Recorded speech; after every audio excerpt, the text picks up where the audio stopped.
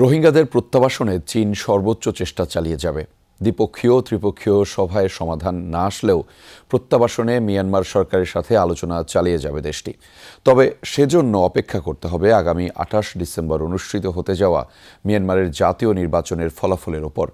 জাতিসংঘের সহায়তায় চীন রোহিঙ্গা শরণার্থীদের রান্নার জ্বালানি সংকট মোকাবেলায় বাংলাদেশে ২৫ লাখ মার্কিন ডলার সহায়তা দিচ্ছে।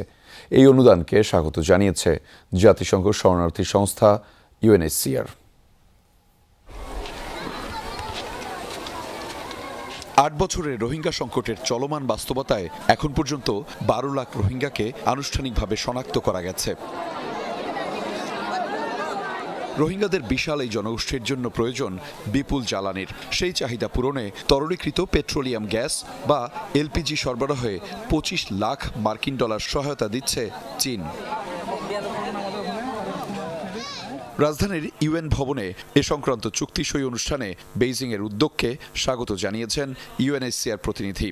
এই চুক্তির আওতায় ২০২৬ সালের অক্টোবর পর্যন্ত প্রায় ৯৪,০০০ রোহিঙ্গা পরিবার পরিচ্ছন্ন জ্বালানির সুবিধা পাবে। রান্নার গ্যাস বা LPG সরবরাহের জন্য ২৫ লাখ মার্কিন ডলারের একটি বড় অনুদান দেওয়া হয়েছে।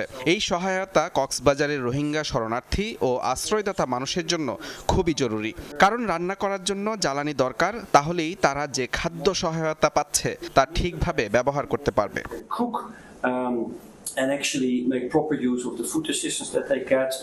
অনুষ্ঠানে চীনা রাষ্ট্রদূত জানান, রোহিঙ্গাদের প্রত্যাবাসনে এখনও কাজ করে যেতে চায় বেইজিং। এজন্য মিয়ানমারে এ মাসেই অনুষ্ঠিতব্য নির্বাচনের দিকে তাকিয়ে আছেন তারা। এই বিষয়টি কোনো একক পক্ষের নয়, এটি সবার সম্মিলিত দায়িত্ব। তাই সব অংশীজনকে এই লক্ষ্যে কাজ করতে হবে। এটি একটি যৌথ প্রচেষ্টা। আমি আন্তর্জাতিক সম্প্রদায়ের প্রতিও আহ্বান জানাই এই কাজে একসঙ্গে এগিয়ে আসার জন্য। প্রত্যাবাসনের লক্ষ্যে আমরা কাজ করছি এবং প্রত্যাবাসনের চূড়ান্ত সাফল্য নিশ্চিত করতে অনুকূল পরিবেশ সৃষ্টির জন্য আমরা আমাদের সর্বোচ্চ চেষ্টা অব্যাহত রাখব। বিপুল সংখ্যক রোহিঙ্গার দৈনন্দিন চাহিদা পূরণের বিষয়টি আন্তর্জাতিক মানবিক সহায়তার উপরও নির্ভরশীল। তাই আন্তর্জাতিক সম্প্রদায়কে রোহিঙ্গা প্রত্যাবাসন নিশ্চিতে আরও মনোযোগী হওয়ার কথা জানিয়েছেন তারা।